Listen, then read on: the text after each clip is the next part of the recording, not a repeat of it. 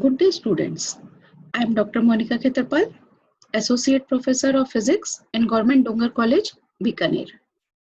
Today I am going to deliver my lecture on classical mechanics. This is the first paper of MSc Previous Physics. In my previous lecture series, I have derived Lagrangian equation of motion using D'Alembert principle, and for this we have used principle of virtual work. Principle of virtual work is summation Fi dot delta Ri equal to 0. Here Fi means the force acting on ith particle system. On ith particle where we have n particles. We have summed it over all the n particle. Delta Ri is the virtual displacement. Using this principle of virtual work, we have derived principle, that is D'Alembert principle. D'Alembert principle is summation Fi minus Pi naught dot delta Ri equal to 0. And using this D'Alembert principle, we have derived the base of classical mechanics, that is Lagrangian equation. The general form of Lagrangian equation is d by dt del t by del qj dot minus del t by del qj is equal to capital Qj. Here, capital T is the kinetic energy of n particle system. Small qj is generalized coordinate. Qj dot means the derivative of qj with respect to t.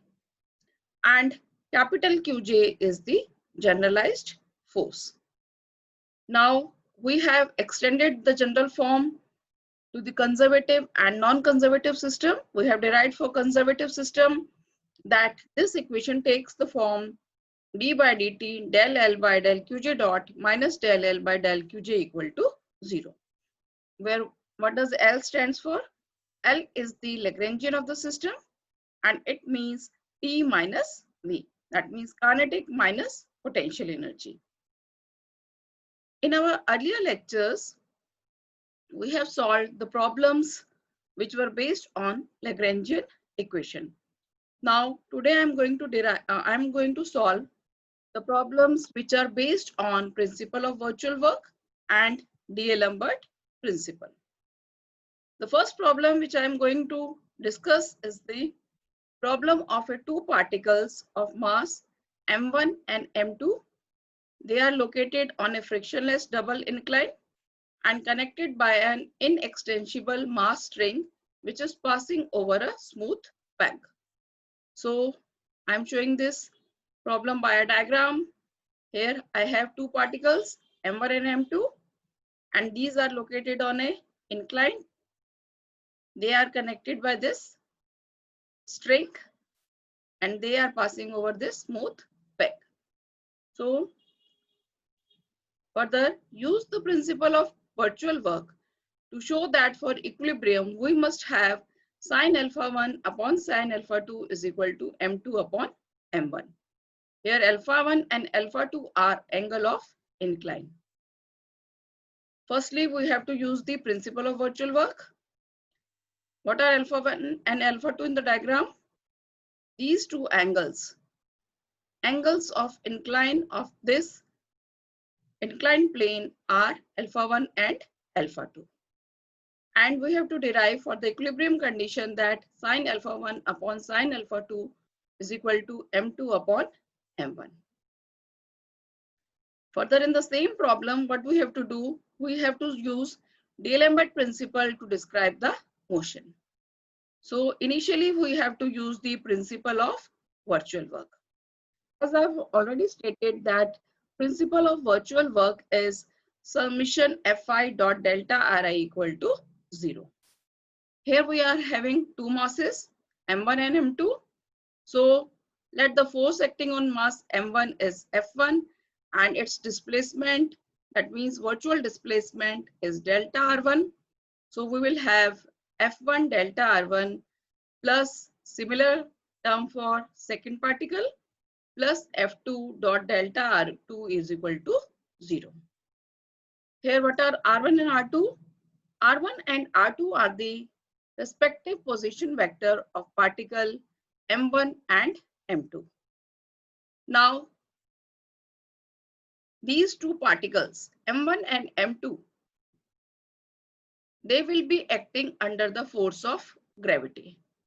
So the force will be M1g, it will act downwards, and on this particle M2, the force will be M2g. So instead of force, I'm writing M1g for first particle and for second particle M2g. Now, since the motion is along this direction, so taking the component of M1g and similarly for the second particle, taking the component of M2g, I have to write it as M1g sine alpha 1 delta R1 plus M2g delta R2 sine alpha 2. Now, in our problem, we are given that this spring is inextensible.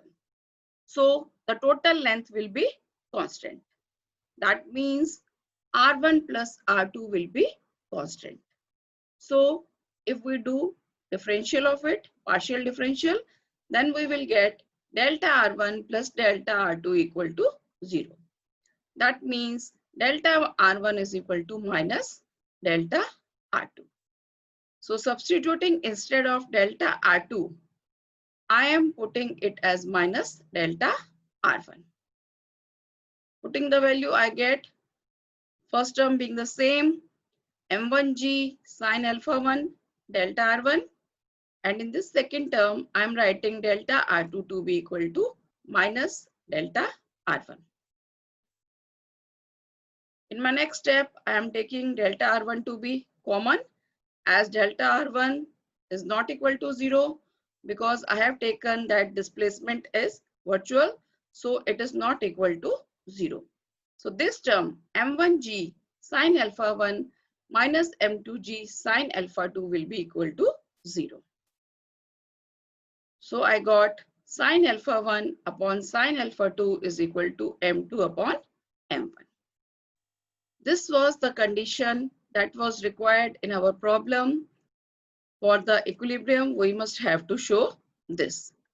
Now, in the same problem, what we have to do is to apply the D'Alembert principle. So now I am using the D'Alembert principle, which I have told you earlier that D'Alembert principle is summation Fi minus Pi naught dot delta Ri equal to 0.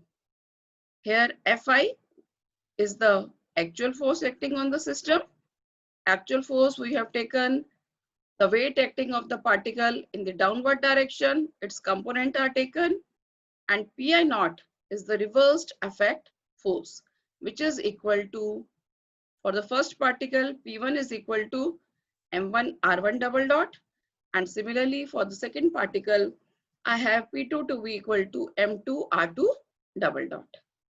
So for rewriting the D'Alembert principle, for both the particles, because there is a summation, this summation means for all the particles we are taking. Here I am having only two particles. This is the expression of first particle. F1 means M1g and P1 dot means M1 R1 double dot dot delta R1. Similarly, the term for second particle. Now taking the component as M1g sine alpha 1. Similarly here the component was M2g sine alpha 2. The spring is inextinguishable as I've already told you. So I can rewrite delta R1 to be equal to minus delta R2, and double differential of this expression will give R1 double dot plus R2 double dot to be equal to 0. Hence, R1 double dot is equal to minus R2 double dot. So I am writing my expression again by putting delta R2 to be equal to minus delta R1 and R2 double dot to be equal to minus R1 double dot. This is the expression I get. Collecting all the terms, And since delta R1 is not equal to 0, I got my expression to be equal to m1g sine alpha 1 minus m2g sine alpha 2 to be equal to m1 R1 double dot plus m2 R1 double dot. From here, I get R1 double dot to be equal to this value. What does R1 double dot stands for? R1 double dot means double differential of R1. That means this is the acceleration of my first particle. Now, if this term, that means m1g sine alpha 1, if it is greater than m2g sine alpha 2, then I will have R1 double dot to be positive. That means particle 1, it will move down and with the constant acceleration, and the particle 2, it will move up with the same constant acceleration. Now, if I have this term m1g sine alpha 1 less than m2g sine alpha 2, reverse condition will occur. That means particle 1 will go up and the particle 1 will go down. So we have solved our problem using D'Alembert principle. Now I am moving over to the second problem.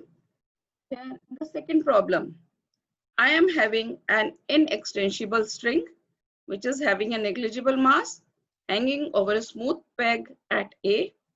It connects the mass m1 on a frictionless inclined plane of angle theta to another mass m2. I have to use the D'Alembert principle to prove that masses are in equilibrium if condition m2 is equal to m1 sine theta is followed. So my problem can be shown by a diagram. This is an inextensible string. It is moving over a peg A. At the end of this inextensible string, there are two masses m1 and m2. And this is my inclined plane, which is inclined at an angle of theta.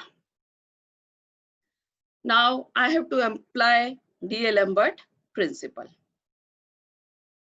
The force acting on the mass m1 will be weight in the downward direction m1g, and since this mass is on an inclined plane, so when we will take force, we will have to take the component of weight of, that means force m1g of the particle.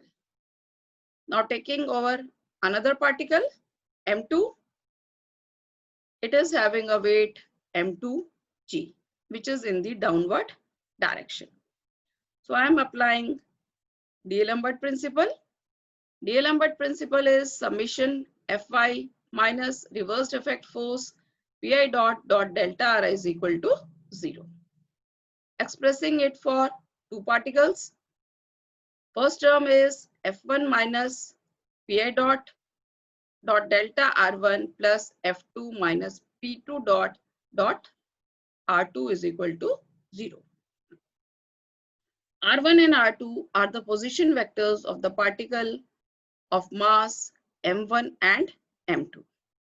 And delta R1 and delta R2, they are virtual displacements. So as I have done in my previous problem, I am writing F1 as the weight m1g and Pi, which is the reversed effect force, that means mass into acceleration m1 R1 double dot.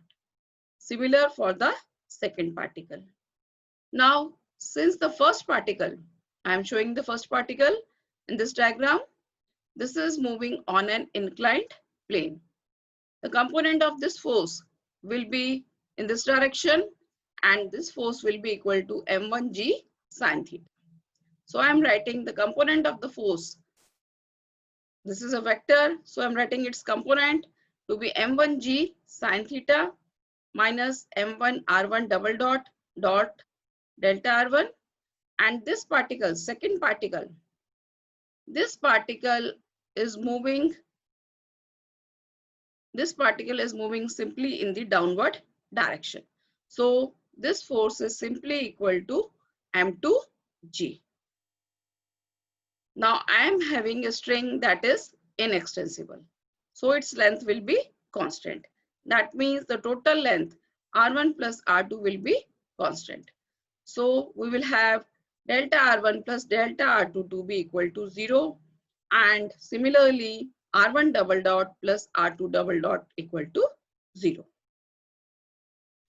Using these values, I am writing in spite of delta r1 minus delta r2. In this first term, I am rewriting delta r1 to be minus delta r2. And r1 double dot is expressed as minus r2 double dot. So I got this expression as, and I'm now collecting my terms.